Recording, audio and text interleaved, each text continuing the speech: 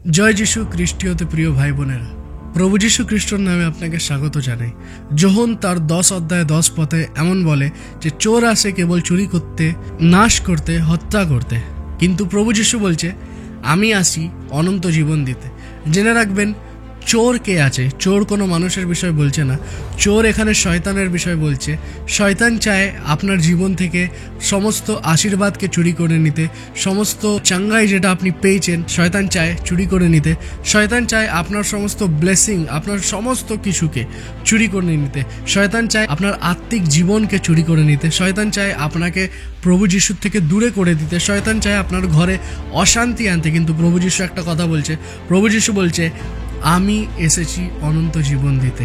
তো আপনি যদি হয়তো এমন একটা সিচুয়েশনে আছে, এমন একটা আপনি পরিস্থিতিতে আছেন, যেই পরিস্থিতিতে আপনাকে লাগছে যে সব কিছু শেষ হয়ে যাবে, কিন্তু যোহন 10 অধ্যায় 10 পদটা মনে রাখবেন, বলছে আমি আসি অনন্ত জীবন দিতে।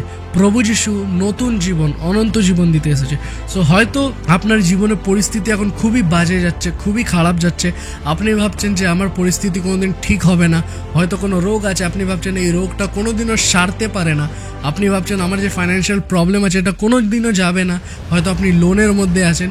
প্রভু যিশু বলছে আমি এসেছি অনন্ত জীবন দিতে। আপনি কি প্রভু যিশুকে বিশ্বাস করেন? যদি আপনি প্রভু যিশুকে বিশ্বাস করেন তাহলে এই বাক্যটা আপনার জন্য আছে। আপনাকে এই বাক্যটা বিশ্বাস করতে হবে।